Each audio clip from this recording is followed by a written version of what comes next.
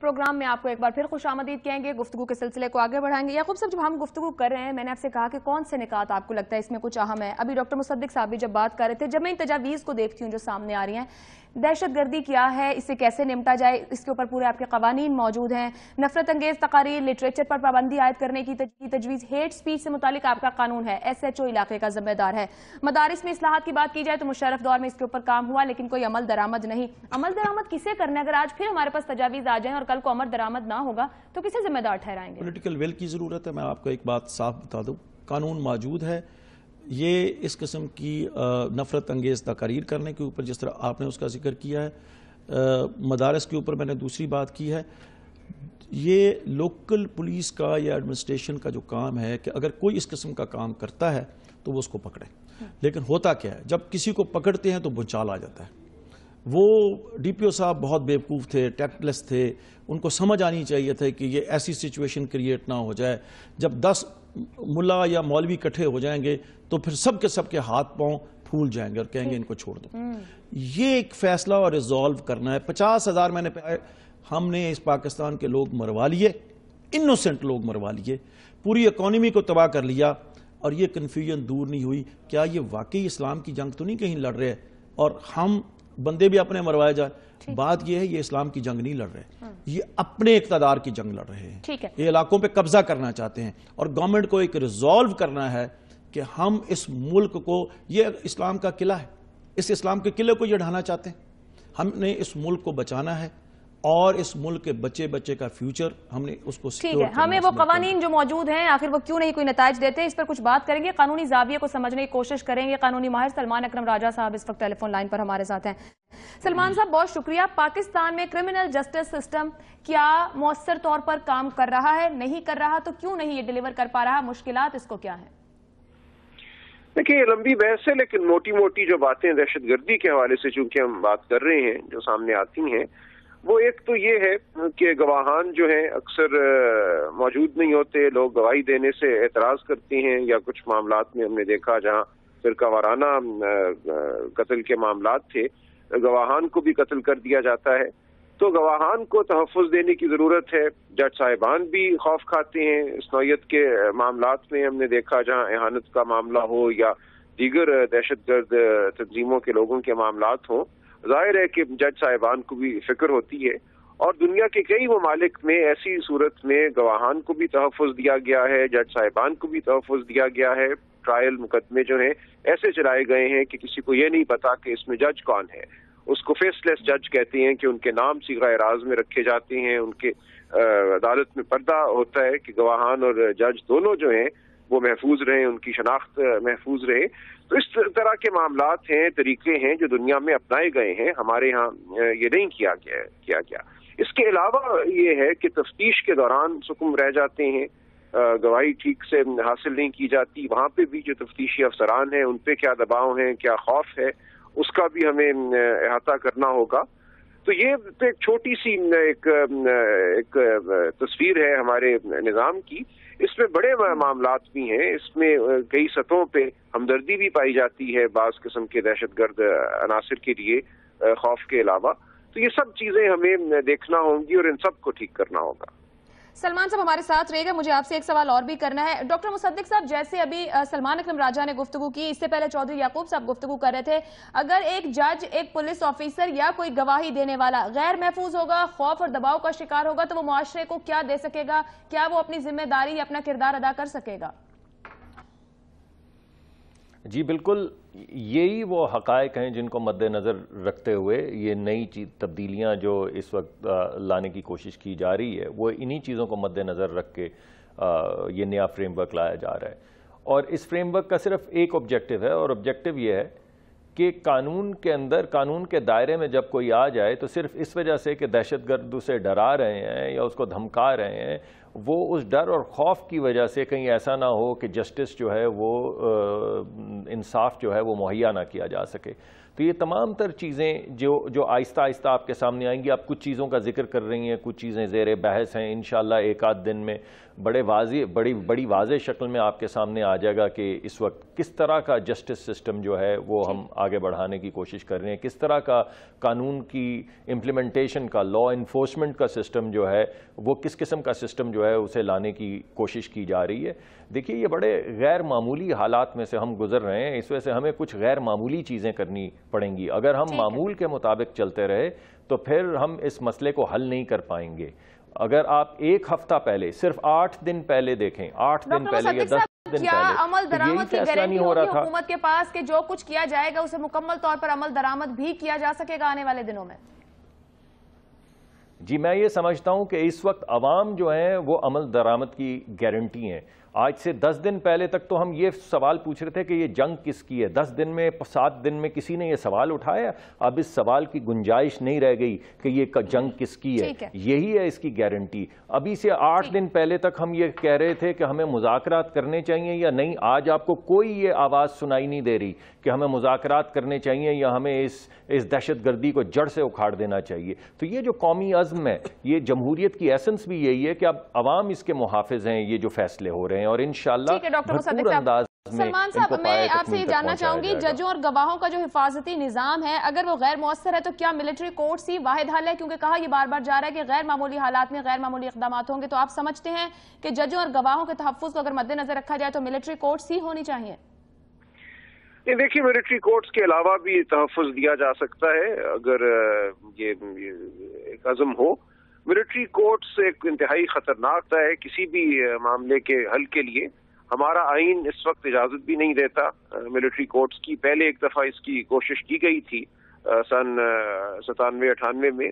1999 کی ہماری supreme court کی ججمنٹ ہے جس نے تب قائم ملٹری کورٹس کو کالعدم قرار دیا تھا. تو یہ ایک آئینی اور قانونی بحث ہوگی اور اس میں انسانی حقوق کے حوالے سے بھی سوالات اٹھیں گے. ہمیں اپنے عدالتی نظام کو جو آئین کے مطابق ہو اس کو بہتر بنانا ہے, اس میں تحفظ دینا ہے. ہم غیر معمولی حالات میں یہ نہ ہو کہ بہ جائیں اور جو بنیادی اصول ہیں ہمارے قانون کے اور جو بنیادی تحفظات ہیں ان کو پامال کر دیں. یہ امریکہ میں ہوا اور آج امریکہ میں بہت سوال اٹھ رہے ہیں کہ وار آن ٹیرر میں ہم نے ان اقدار کو پامال تو نہیں کر دیا جن کی حفاظت کے لیے, جن کو قائم رکھنے کے لیے یہ جنگ لڑنا ضروری تھا.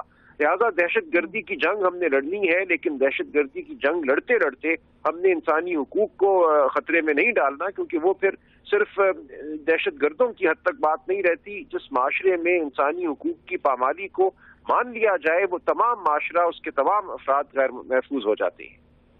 ٹھیک ہے, بہت بہت شکریہ سلمان اکرم راجہ صاحب نیوز روم میں ہمیں جوائن کرنے کے لیے. غیر معمولی حالات میں بھی نہ بہ جائیں یا جذبات کے ہاتھوں ایسے نہ کر لیں کہ اس میں آئینی حقوق کی یا آئین کی بھی ہم پامالی کر بیٹھے ہیں. اس وقت ہمارے ایاز وزیر صاحب, آپ سے میں یہ جاننا چاہوں گی, جتنی تجاویز سامنے آ رہی ہیں ان میں ایک یہ بھی آئی ڈی پیز, جس طرح پہلے افغان مہاجرین کی بھی بات کی کہ انہیں واپس بھیج دینا چاہیے, آئی ڈی پیز کی واپسی کی تجویز بھی موجود ہے.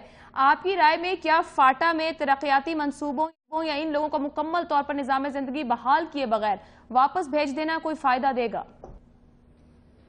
دیکھیے, ان کے لیے آئی ڈی پی بننے سے پہلے بھی حکومت نے کچھ نہیں کیا تھا. انہوں نے خود اپنے آپ کیا, جو کچھ بھی ان کے پاس تھا وہ سب کچھ ان سے چھین لیا گیا. وہ منتیں کر رہے ہیں کہ ہمیں واپس جانے دیں. اگر واقعی 80 یا 90% علاقہ آپ نے آزاد کرایا ہو تو ہمیں واپس جانے دیں. ہمیں آپ کی مدد کی ضرورت ہی نہیں ہے, ہم خود کر لیں گے, ہمیں جانے دیں. میں اس سلسلے میں ایک چھوٹی سی عرض کروں گا.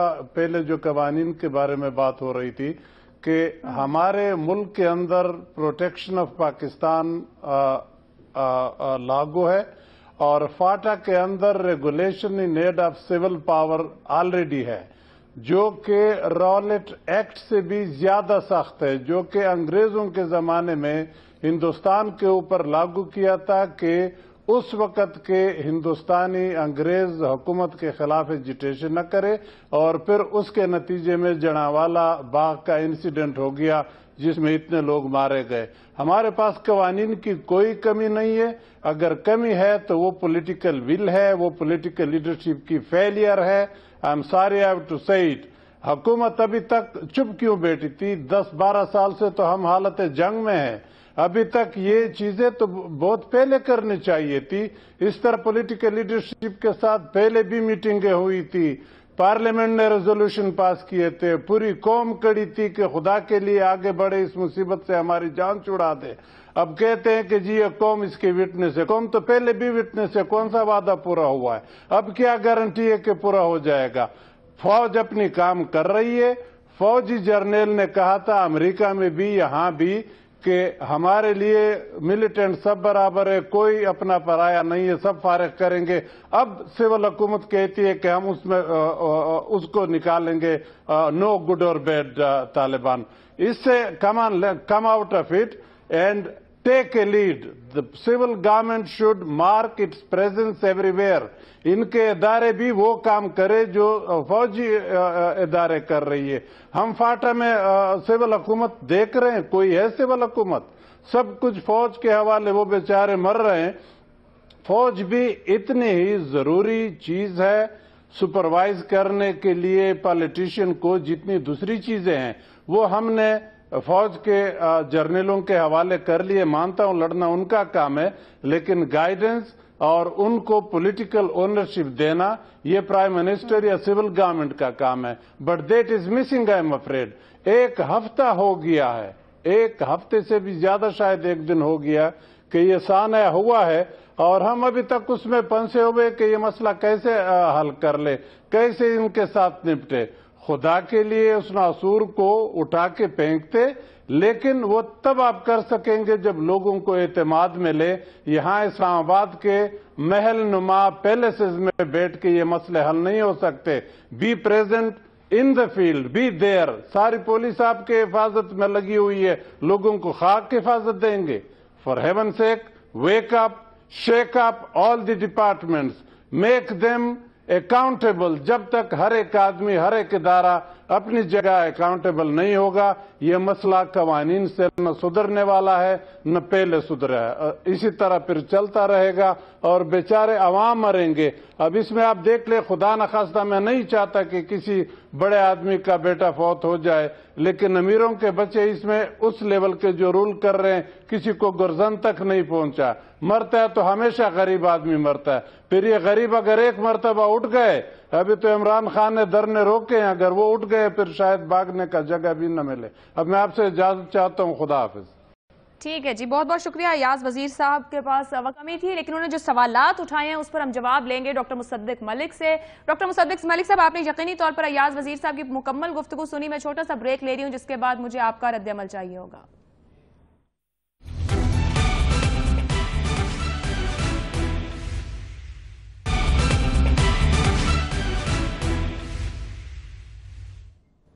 न्यूज रूम में एक बार फिर खुशामदीद। डॉक्टर मुसद्दिक, आपने अभी कुछ देर पहले अयाज वजीर साहब की गुफ्तगू सुनी। उन्होंने जाते जाते कहा वेक अप, शेक अप, जिम्मेदार भी ठहराएं लोगों को और खुद भी जिम्मेदारी लें। क्या कमेंट करेंगे जो उन्होंने हुकूमत पर राय दी है? जी, मैं अयाज वजीर साहब के जज्बात का बहुत एहतराम करता हूँ और उन्होंने बड़ी भरपूर अंदाज में अवामी जज्बात की अक्कासी की है, लेकिन मैं समझता हूँ कि ये वक्त नहीं है तफरीक या तफरीका पैदा करने का। ये बुर्दबारी का वक्त है और ठहराव का वक्त है। इस वक्त ऐसा कोई तासुर देना कि मुल्क की अस्करी और सियासी क़यादत जो है वो यकजा नहीं है, एक ज़बान नहीं है, ये उन बच्चों की तौहीन होगा, उनके खून की तौहीन होगा। तो मैं ये समझता हूँ कि इस वक्त हमें सबको एहतरामन कोई ऐसी ज़बान नहीं इस्तेमाल करनी चाहिए जिससे शाइबा भी पड़े किसी ऐसी बात का। ये वक्त नहीं है जैसा उन्होंने जिक्र किया धरनों का कि इमरान खान ने धरना उठा दिया। हमने तो बड़े एहतराम से, हम समझते हैं उन्होंने एक मुल्की मुफाद को मद्देनज़र रखते हुए बड़ा खुशाइंद फ़ैसला किया है। तो मैं दोबारा यही कहूँगा और सबसे दरख्वास्त करूँगा कि ये वो वक्त नहीं है कि हम तफरीका दोबारा से पैदा करें। इस वक्त हम सब इकट्ठे खड़े हैं और अगर हम इस तरह की बातें करेंगे तो थोड़ी देर में इस बात का रुख बदल जाएगा और अगर बात का रुख बदल गया तो अमल का रुख बदल जाएगा। तो बात का कम से कम रुख ना बदलने। ठीक है डॉक्टर मुसद्दिक साहब, यकीनी तौर पर तफर्रुका कोई भी नहीं चाहता, न तकसीम की जरूरत है इस वक्त, लेकिन जाहिर बात है अगर कोई हुकूमत है तो उस हुकूमत से सवाल तो करेंगे और ये पूछा भी जाएगा, क्योंकि पहला वाकया नहीं। लेकिन अच्छी बात है अगर तमाम सियासी जमातें हुकूमत के साथ खड़ी हैं, लेकिन अब पार्लियामेंट का फिर मुश्तरका इजलास बुलाया गया है। ये बातें तो जून में भी हम देख चुके, जून 2014 में ज़रब-ए-अज़्ब से पहले के सब साथ खड़े थे, उसके बाद भी हमने देखा तमाम सियासी जमातें वज़ीर आज़म नवाज शरीफ और उनकी हुकूमत के पीछे खड़ी थी। क्या अभी भी किसी सियासी हिमायत की कमी है हुकूमत को? देखिए आयशा जी, अगर आप पिछले सिर्फ 7 दिन की कार्रवाई देख लें तो सबसे पहले वज़ीर आज़म ने मशवरा दिया और पेशावर से chief of the army staff को कहा कि फौरी तौर पे वो अफ़गानिस्तान जाएं और वहाँ पे तमाम एजेंसीज़ और लीडरशिप से बात करके आएँ, ताकि ये जो रीजनल एक ख़ित्ते के अंदर जो हो रही है दहशत गर्दी के, यहाँ बम फाड़ा वहाँ भाग गए, वहाँ बम फाड़ा यहाँ भाग गए, उसको ख़त्म किया जाए। और उसके आज नताइज भी सामने आए। आपने देखा कि उनकी भी जो अस्करी क़यादत है वो यहाँ पर आई हुई है और इस बात का भरपूर यकीन दिलाया जा रहा है कि अब ऐसा नहीं होने देंगे। अगर आप पिछले 5-7 दिन देखें तो जो फांसियों के ऊपर से जो वो उठाया है तो रोज़ फांसियाँ हो रही हैं। तो ऐसा नहीं है कि हुकूमत हाथ पे हाथ धरे बैठी हुई है। अगर आप इस हुकूमत का पिछले 4-6 महीने का ज़रा दूर तक जाना चाहें तो ये ज़रब-ए-अज़्ब जो है ये कोई छोटा फ़ैसला नहीं था कि वो जगह जहाँ से दहशत गर्दी का इर्तिका हो रहा है उस जगह पे जाके हाथ डाला जाए ताकि उसको जड़ से उखाड़ के फेंका जाए।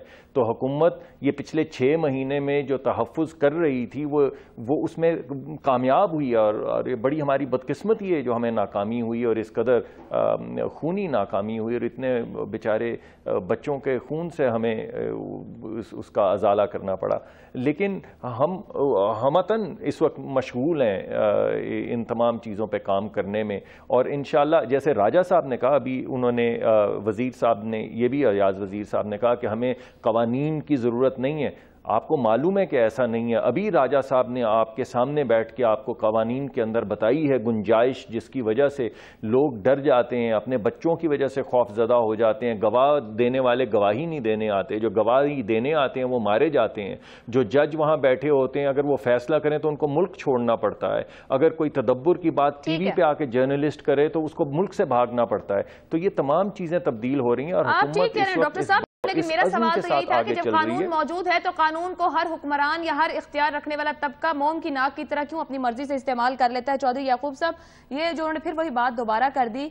हमारे यहाँ दुनिया जहान में पुलिस का निज़ाम इतना मजबूत और एफिशिएंटली काम करता है कि पूरे मुल्क को वही संभालता है, दहशत गर्दी का नासूर भी वहाँ फटक सके, क्योंकि फौज को सरहदों की हिफाजत करनी है। हमारे यहाँ हर छोटे छोटे मसले पे हमें फौज को कॉल करना पड़ता है कि आप आएँ हमें यहाँ संभालें, वो किसी भी तरह का मामला हो जाए। हमारी पुलिसिंग क्यों इतनी वीक हो गई? किस तरह की कमजोरियां हैं जो इसमें आगे उससे निकाली कैसे जाएंगी? देखें, पुलिस बुनियादी तौर पर तो ये पुलिस का मसला है। अनलेस के किसी एरिया के ऊपर जाके कोई इंसर्जेंट्स काबज हो जाएं और वो एरिया उनके कब्जे में हो तो फिर फौज की ज़रूरत पेश आनी चाहिए। मुआशरे के अंदर पुलिस ने काम करना है। ये लोग यहाँ पे मौजूद हैं। ये जो रोज़ाना का सेक्टेरियन टेररिज्म है, जो दूसरा टेररिज्म है, ये लोग जो वहाँ से भाग के यहाँ पे आते हैं, वहाँ यहाँ आके फौज अर्बन एरियाज़ के अंदर या विलेजेस के अंदर फौज आके काम नहीं करेगी, पुलिस ने ही काम करना है। बदकिस्मती से पुलिस प्रायोरिटी रही नहीं है, ये एडमिनिस्ट्रेशन प्रायोरिटी नहीं रही। मैं जहाँ पे इस वक्त पॉलिटिकल विल की बात है, बहुत अच्छी बात है कि ये हमें बहुत बड़ी हमें सेक्रीफाइस देनी पड़ी कि कौम को एक पेज पे आना पड़ा और इस वक्त, लेकिन मैं ये समझता हूँ एक फैसला गवर्नमेंट से मैं तवक्को करता हूँ कि ज़रूर कर लें। जो पुलिस या दीगर एडमिनिस्ट्रेटिव अदारे हैं उनके अंदर जो इंटरफेरेंस है पॉलिटिकल, उसको ख़त्म कर दें। पूरी दुनिया के अंदर जहाँ पे कोई ब्यूरोक्रेटिक निज़ाम चलता है या पुलिस का निज़ाम चलता है वो तब चलता है अगर उसको कोई ऑटोनॉमी आप देंगे, एडमिनिस्ट्रेटिव ऑटोनॉमी देंगे, काम करने की ऑटोनॉमी देंगे, ऑपरेशनल ऑटोनॉमी देंगे। यहाँ पे कोई ऑटोनॉमी नहीं है। मैं ये इसलिए बात कर रहा हूँ कि पुलिस वाला कि पुलिसिंग के निजाम को कैसे बेहतर किया जा सकता है। पंजाब में एक ही हुकूमत है, उसके 2 टर्म्स कंप्लीट, दूसरा टर्म जा रहा है इस वक्त। किस तरह से हम किस तरह डीपोलिटिसाइज करेंगे इन मामलात को, जबकि किसी के लगना, उसकी तरक्की होना सब किसी एक बंदे के इशारे पे चल रहा होगा, तो पुलिस क्या काम करेगी? मैं वही तो बता रहा हूँ। दुनिया ने इस मसले को हल किया है। दुनिया में एग्जेक्टिव के मतहत पुलिस नहीं होती, یہ ایڈمنسٹریشن نہیں ہوتی. یہ ایگزیکٹو جو ہے یہ کسی نیوٹرل باڈی کے متحد دینا پڑے گا. جاپان نے یہ کام کیا, برطانیہ کے اندر یا امریکہ کے اندر جو ڈیولپڈ کنٹریز ہیں ڈیموکریسیز, وہاں پہ تو ہوتا ہی نہیں. یہاں پہ ایڈمنسٹریشن ایگزیکٹو نے اس کو استعمال کرنا ہوتا ہے اپنے مقاصد کے لیے. اب اس کا نقصان کیا ہوتا ہے؟ پولیس کے اندر جان ہی نہیں رہتی, اس کے اندر ول ہی نہیں ہوتی, اس کے اندر ہمت نہیں ہوتی کوئی بڑا فیصلہ کر لے. مثلا اگر کسی کو روکنا ہے اور جا کے وہ شکایت کرے گا, اسی وقت اس کو سسپینڈ کر دیا جائے گا. اس لیے فیئر کے ماحول میں پولیس کام کر رہی ہے. میں یہ سمجھتا ہوں کہ پولیس کی آپریشنل اٹانومی کے اندر انٹرفیئرنس کرنے کی ضرورت نہیں ہے. اگر اس موٹر وے کا ایک میں آپ کو ماڈل دیتا ہوں, وہاں پولیٹیکل انٹرفیئرنس نہیں ہے. آپ دیکھ سکتے ہیں. بہت بہت شکریہ. پروگرام کا وقت ختم ہو گیا. چودھری یعقوب صاحب بہت شکریہ جوائن کرنے کے لیے. ایاز وزیر صاحب نے جوائن کیا, بہت شکریہ. ڈاکٹر مصدق ملک صاحب بہت شکریہ, آپ نے جوائن کیا. سلمان اکرم راجہ صاحب نے پروگرام میں شرکت کی. بہت مہمانوں کی گفتگو آپ نے سن لی. بحیثیت معاشرہ, حکومت, ریاست اور قوم ہم آج بھی دائروں میں گھوم رہے ہیں. اسی طرح کی باتیں جو ہم گزشتہ کئی سالوں سے سن رہے ہیں, وہی اقدامات, ایک بار پھر سے وہی تجاویز اور وہی نکات ہمارے سامنے ہیں. ضرورت اس امر کی ہے جو بار بار دہرائیں گے کہ خلوص نیت اور پولیٹیکل ول کی آج بھی ضرورت ہے. قانون کی عملداری ہو اور مؤثر طور پر ایک ایسا نظام موجود ہو, قانون پر عمل درآمد کا جو تمام لوگوں کے لیے یکساں ہو. نیوز روم سے اجازت دیجیے. اللہ حافظ.